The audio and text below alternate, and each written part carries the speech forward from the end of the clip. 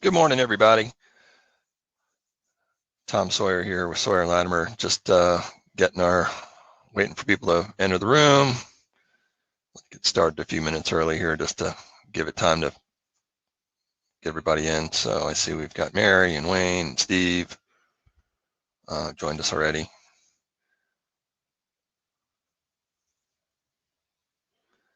Give it another couple minutes and then we'll get going here. So.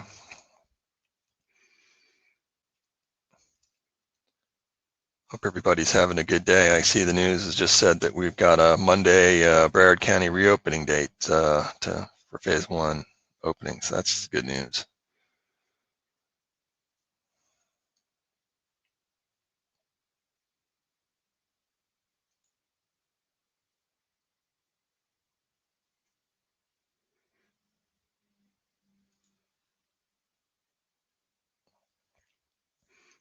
Okay, I see we got a few more people popping in here. We got Dave and another Steve, and Ellie, and Laura. A few more people popping on here. So, but it's top of the hour here. I want to respect everybody's time and we'll get moving here. Of course, when we're done, everybody gets a email copy of the presentation, so you can go back and look at it and see if there's anything you missed or want to review. And of course, we're always available if you've got questions. Just shoot us an email. So anyway, our agenda today is going to be really based on a quick update of any stimulus and PPP related news that's happened in the last week. And then so we'll do that, and then we're gonna come back to something we kind of started last week, which was really talking more about building and rebuilding your business and things that it's really a lot of questions that you can ask yourself and ways to reassess where your business is, where you were before the crisis, and really what's changed in your environment. Given what's changed, is there some time here to reimagine, where you want to go, who you want to serve, and why you're in business, for yourself, and what are you really looking to do, and then putting that new vision into an action plan and actually moving forward to try to improve your business. I've heard this crisis time called the Great Pause, and it's a good time to use some of that stop in momentum that we normally have day to day to revisit if we're doing what we want to do and in the way we want to do it. So anyway, we'll get first here to the PPP and stimulus updates. And I see we've got some more people kind of joining us here. Mike and Dave and Jesse's joined us. Anyway, so PPP and stimulus update. So there's been some fraud arrests for people who were lying on their PPP applications and using the funds for purposes that were not intended. Again, the intention was to bring employees back, to pay employees, and to pay certain allowable business expenses to help the business survive and keep employees getting a paycheck. Certainly anytime the government is doling out money, there's some bad actors out there, and it's, from a taxpayer standpoint, I'm happy to see that they're giving some thought to keeping an eye on that and getting money back or making charges against those who are trying to cheat those out there actually trying to do the right thing. We've seen a couple of bank and SBA statements that had some timing issues.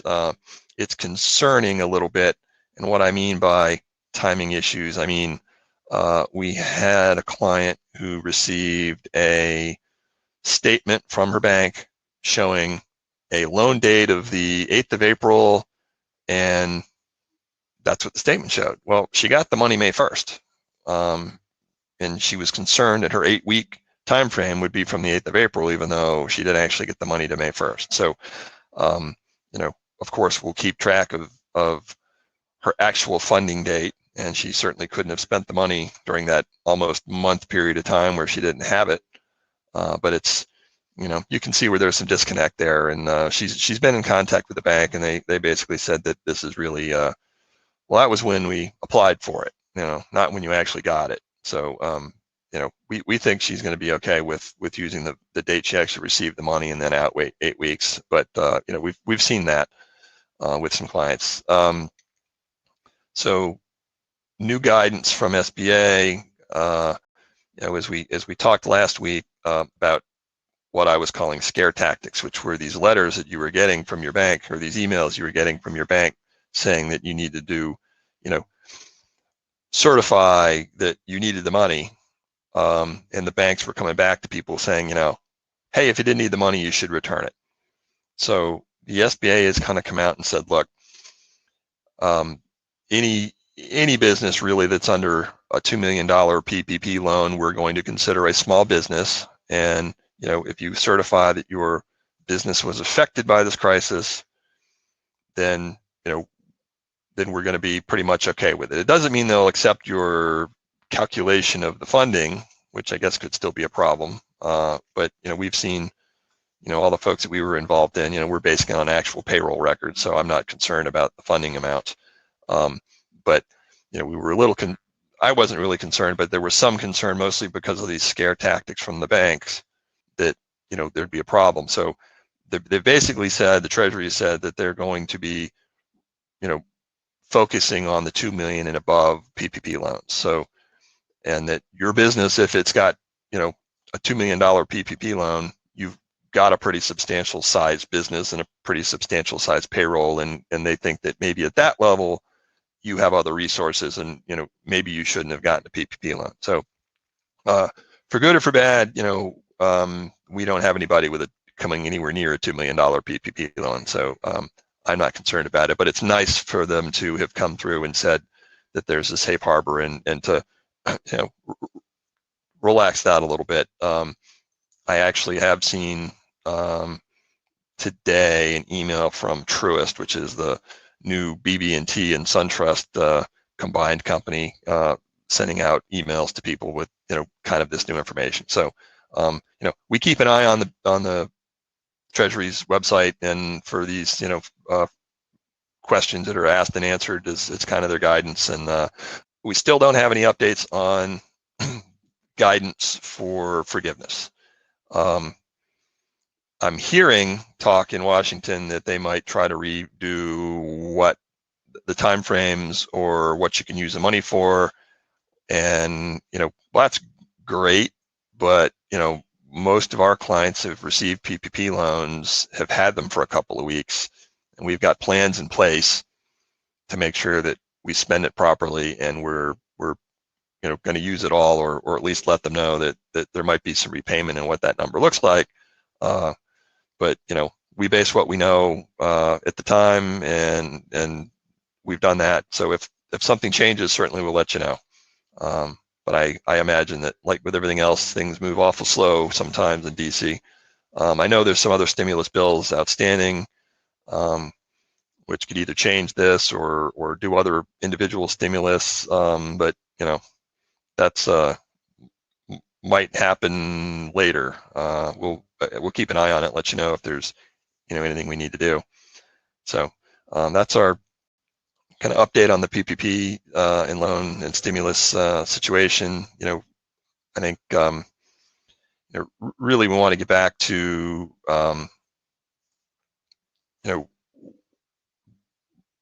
reassessing, reimagining and rebuilding your business. So again, there's going to be a lot of questions here that you'll see, and it's just designed to make you think. One of the big problems we see with small business owners is that, they get stuck in the day-to-day doing of their business, and they don't spend enough time working on their business. They're working in their business. So making a plan, re-envisioning their business, deciding where they want to be and how they want to move forward to improve their business is oftentimes taken, that time is taken up by something that's blown up. They've got fires to put out, and that's where all the attention goes. So, we're always pointing out to our, advisory business clients, the ones that we talk to regularly about building their business, that they need to spend some time on this, and, figure out where they want to go. So, we've encountered a crisis that's, perhaps damaged your business. It's damaged a lot of businesses. But, as an analogy, when your home is damaged in a disaster, it looks a lot like that. Would you rebuild the same home? Put back in the same cabinets and put it back just the way that it was before? Or, would you build the home of your dreams and upgrade it? And, we're trying to point out here that is really what we want to be able to get you thinking about. Reassess, where are you now? How you got here, and sometimes it's just by default. I go to work every day, I work real hard, and my business has kind of turned into this. What's working for your business? What's working for it before, and what's working for it now, and also what's not working. Where do you have stress? Where are there problems? Are you overexposed to risk of customers, employees, or vendors? And it's a stress period like this crisis that will expose your weaknesses. If you're too much dedicated to one customer, or you've got a vendor who you get most of your supplies from and they're shut down and you can't get the materials you need to do business, then you've got some risk. It's also a good time to see what changes are you seeing in your market. There is going to be a lot of change.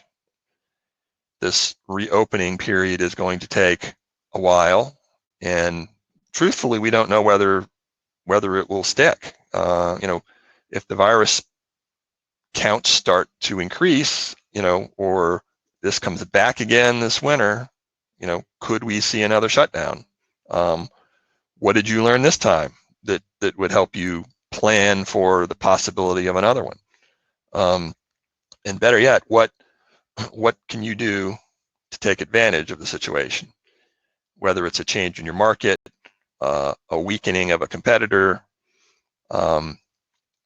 We've seen some people who've been very aggressive about being, active in getting business and continuing to contact their customers and continuing to contact and reply to, prospects who are getting business because their competitors are shut down or non-responsive, or they're hiding, they're undercover, and we've got some people that have been out there actually picking up a lot of business because they're still in business. So, and think about what it is that's the most profitable thing you do.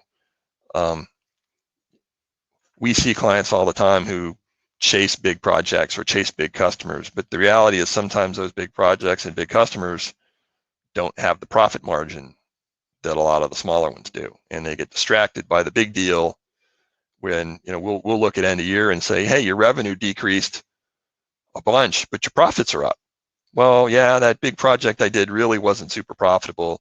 It seemed like a good idea. We wanted the prestige of doing it, but it's a big project, it's big money, there were a lot of people bidding for it, we did it for less than we would like to make, and at the end of the day it distracted us from doing what we probably could have done for a lot more profit. Anyway, so that's just some things to think about, related to where are you now. So reimagining your dream business. What would be the ideal? What is it that really gets you going? Why do you get up in the morning? What is it you like to do? Certainly the answer is I like to pay my bills. We all need to pay our bills and we all need to make money. But, if you're reimagining your business and coming up with the business of your dreams. Really, what would that look like? You know, what would you be doing and for who? You know, if things were great and you had as much business as you needed to, who would you decline? You know, what customers would you get or prospects you'd get a call from, and you'd say, yeah, sorry, we can't help you. You know, what does your ideal business look like? What, you know, how many employees do you have? What kind of employees do you have? You know, who are your customers, vendors, and more importantly, as the owner, what is your role? You know, are you out every day doing the thing that your business does? Are you a manager because you've got a great team and you're focused on building the business and doing client or prospect relations and customer relations? Are you meeting new people and finding new markets? You know, laying plans for your team to implement. You know, we sometimes when we look at the products and services that people offer, you know, we like to do, you know, with our advisory clients, we'll run them through something we call a scalability finder, and you know, we look at three things. You know, is this product or service teachable to my staff? In other words, can I show other people how to do it so I don't have to do it myself? Is it valuable to my customers? So they'll want it, they'll buy it, and is it repeatable? Which means they'll want it all the time and they'll buy it all the time, and it's repeatable by your team. So a lot of times we'll break a business down and look at the different products and or services that they're focused on and run it through that measure to see, you know, what should a business be doing? You know, what product should they be doing? Or selling, or what services should they be offering based on kind of those metrics? Because if you've got a very teachable event that's very profitable and very repeatable, you should be focusing on that, because that's something that the owner can, you know, teach once or twice and then get out of the way and let his people, you know, kind of take it from there.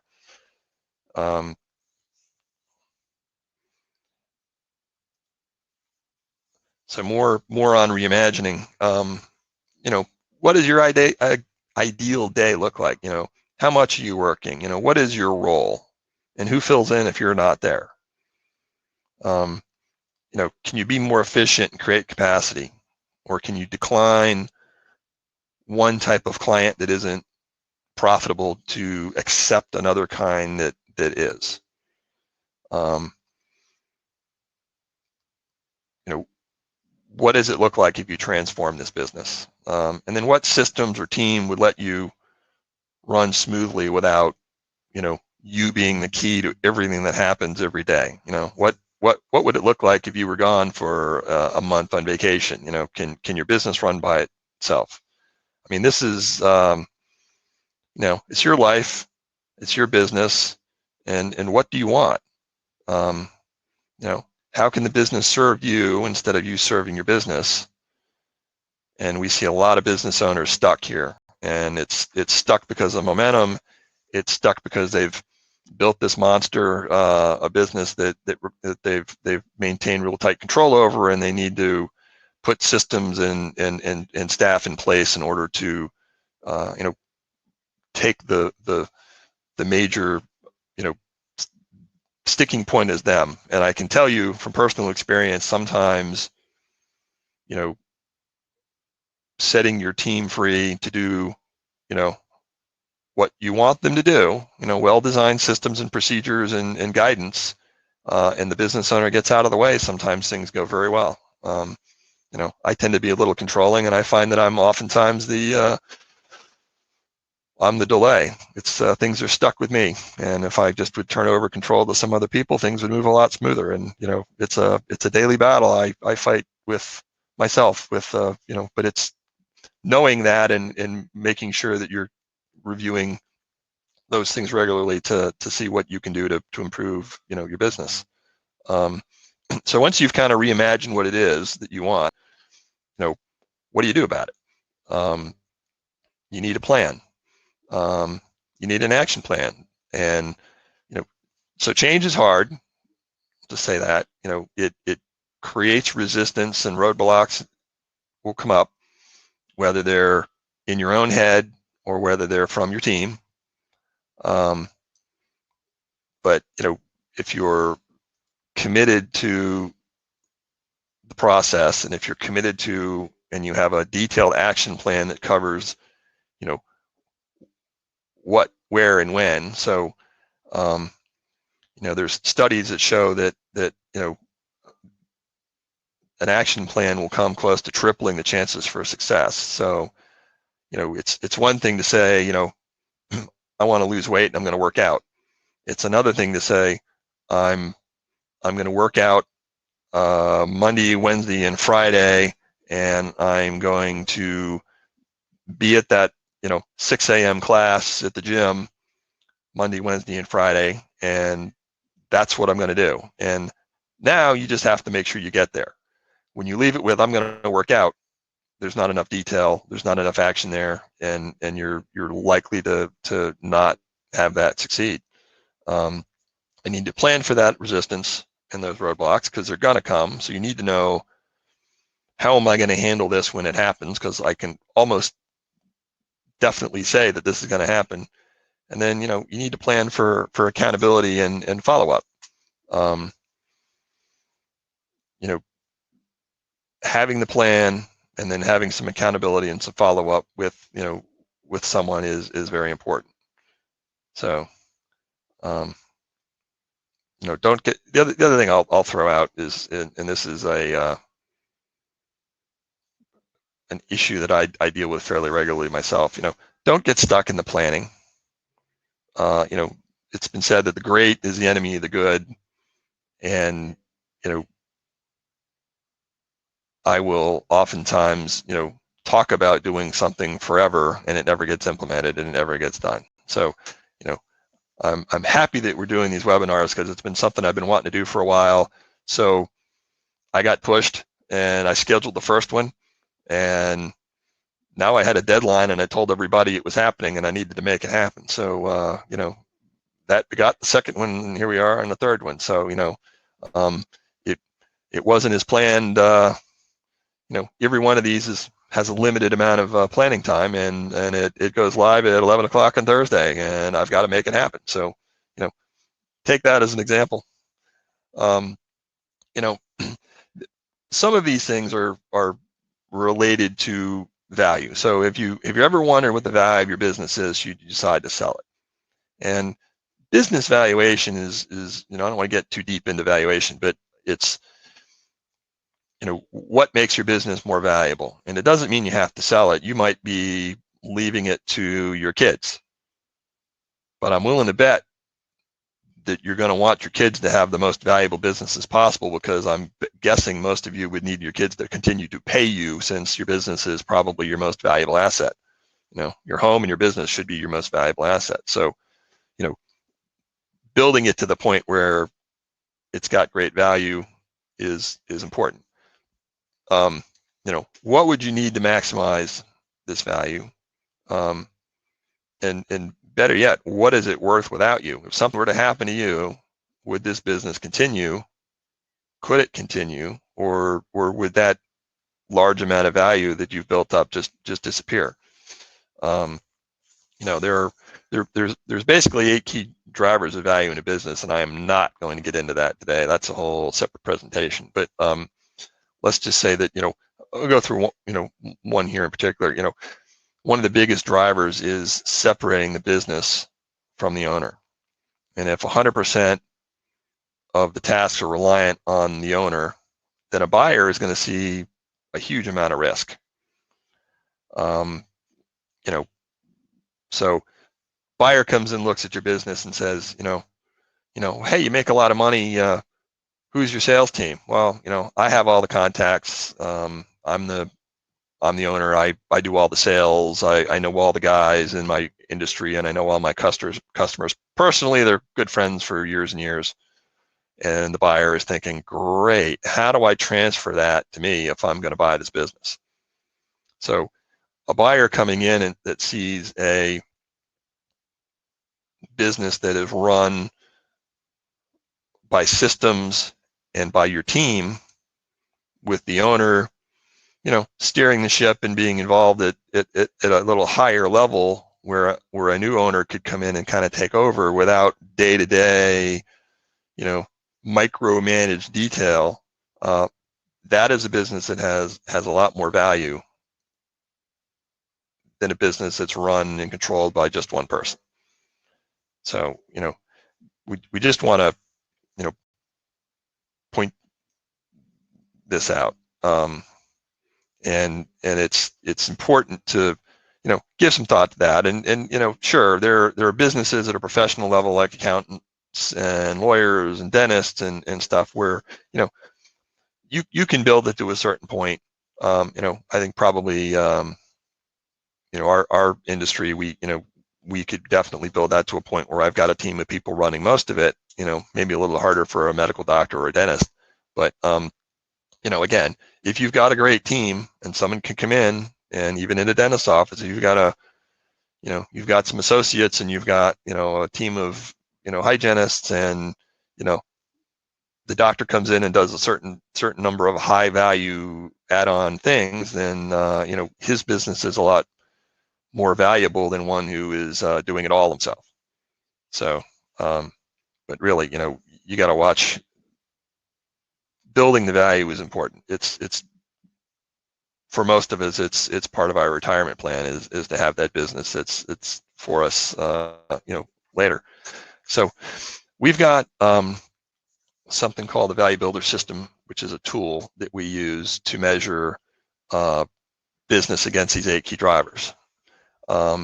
It provides basically a score and an estimate of value, and we use it fairly regularly with our advisory clients to improve their business, and we kind of walk them through the 8 steps and show them what, where they're weak and where they can do some things to improve that, which of course improves value. It improves, it also improves profitability. If your business is running smoother and the business becomes less dependent on the owner, things tend to run a lot better. And so I'm throwing this out there at this time because it's, I feel the need in our client community. The tool is available to everybody here today. It's a free assessment. It takes 20 minutes or so to answer the questions that are there, and they're your answers, to how you feel about your business. You'll receive a free, score and a detailed report, from the system. There's no cost or obligation to do it, and I think it's kind of like the questions we've gone through here today. They're good questions that get you thinking, and these are things that a business owner should take the time to work on their business and to think through, how do I improve my business? How do I make it more profitable? How do I make it run better without me being here 24/7? The pain points that we see with most business owners are, even the ones who are making a bunch of money, it's, I can't get away. The business is too tied to me. I go away, I'm worried about it. And I get it. Small businesses are generally run by, a family. And there's 1 or 2 people in the family involved in the business, and they have to kind of build their systems, and they build their team, and there's usually it's hard to get to that point because so many other things are going on in your day. So we're recommending that you take the assessment, see what it is, and of course the value is kind of enterprise value based on, it'll ask just some basic questions about the size of your revenues and your rough profitability, but it doesn't work in cash or accounts receivable or stuff like that. So it's something we can, if we wanted to have another conversation about it, individually, we could definitely do that with you. But it's go to the website there, sawyervbs.com, and take the assessment and see what it has to say. And beyond that, in this great pause, if we've got people that they're out of they're not open back up yet, or they're operating at smaller time frames than they normally are. So maybe they're open part-time, they're not open full-time. Now's a great time to go back and ask yourself these questions. The reassess, reimagine, and rebuild, the questions that we've kind of laid out here, and really give some thought and some effort into what it is you can do to improve your business, improve the value, improve your profit, and improve your happiness with your business. And make sure that you're being aggressive in your market, and making sure that you're looking for opportunity, and not be surprised. The whole Sweet Tomatoes restaurant chain, which is based on a large salad bar, just shut down. The whole thing shut down, and they're not coming back. That's a pretty crazy shock for something that was probably worth a lot of money before this, and they're just a major casualty of what happened. So now we've been shut down for 2 months, and everybody can kind of see how's that affect your business from what this lack of operation. I think it's a great opportunity to look and say, what can I change, and what can I do to protect my business and to build and grow it? And of course, what is good for you guys is good for us. When your business grows, and it's good for us. So I'm going to get to Q&A here real quick in a second. Just so next week we're going to again update on hopefully on the PPP forgiveness. I would think we've got to have some guidance on this here pretty soon. Phase 1 reopening, which hopefully will start at least in our county here on Monday, and the effects of that, and then more on value and building your business. We want to help you grow your business. So with that, let's see if we've got any questions. So good morning, Mary. Good morning, Mary. I appreciate that. Yeah, so we've got someone here who's got a school of sorts, a activity center. And when the schools are closed and they're closed, that they're completely shut down. So I mean, that's the the idea behind the PPP loans, but that's only good for so much. And I understand that, and hopefully I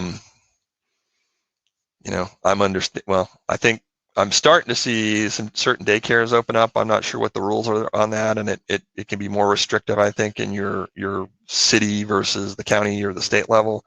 But gyms and bars and certain things are still not going to be open in this phase 1. But I don't know. I mean, there's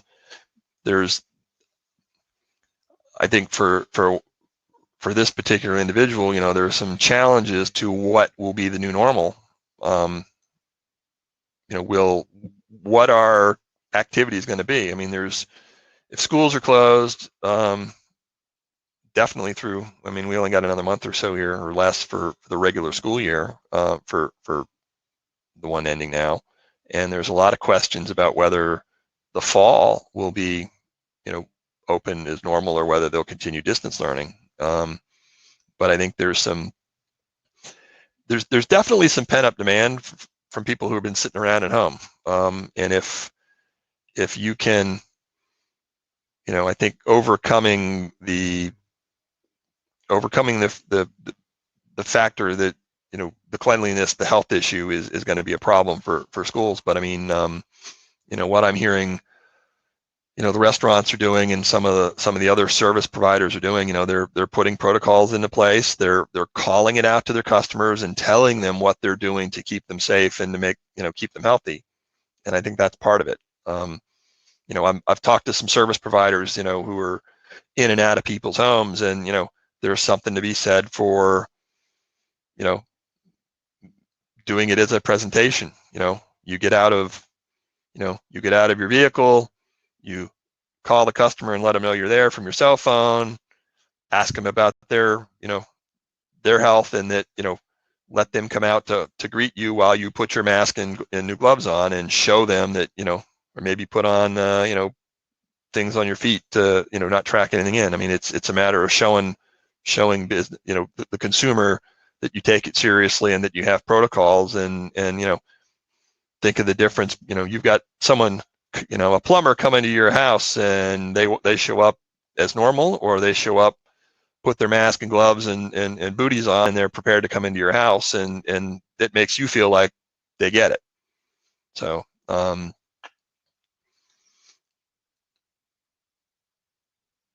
so soft opening will be social distance, one-on-one lessons, small group classes until phase 2 or phase 3. Yeah, I think, gosh, I hope the phase 2 comes quick.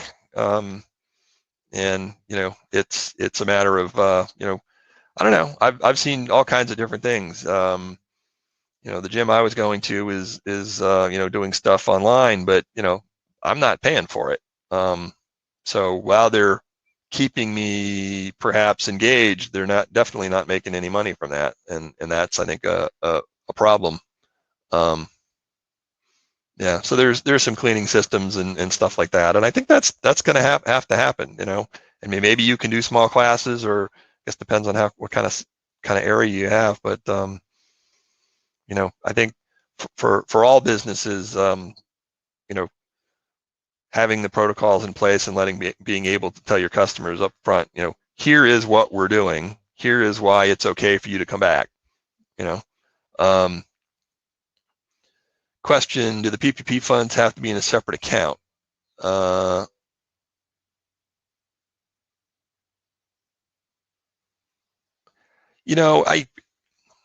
It's easy to keep it in a separate account and then to transfer the funds over as needed, but it's not required. A lot of the bankers are saying put it in a separate account. I've seen it done both ways. I don't think you need to do it that way. I think, ultimately what's going to happen is they're going to say, prove that you spent the money on this during this period of time. So a payroll report should show them what the payroll was.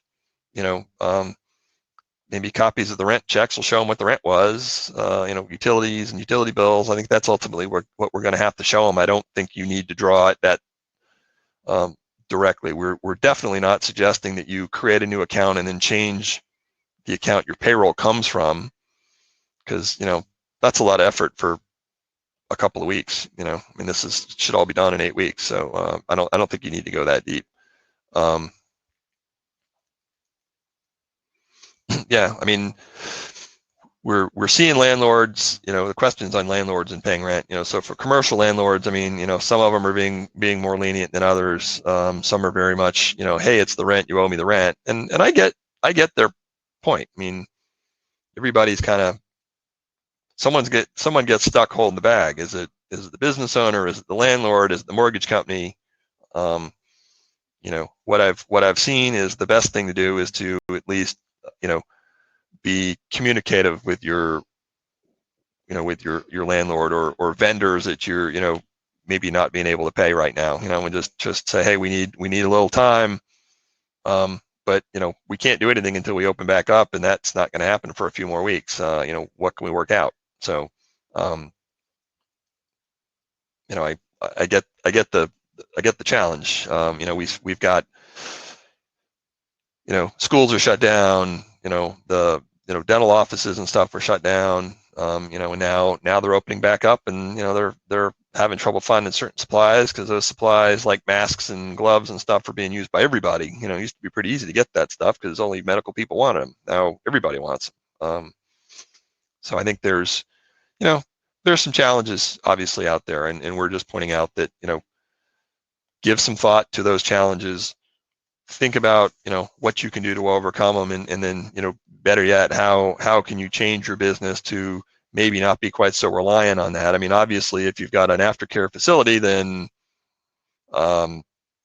it requires you to have people on site. Unless you have some model where you can do it remotely, and there might be some appetite for that.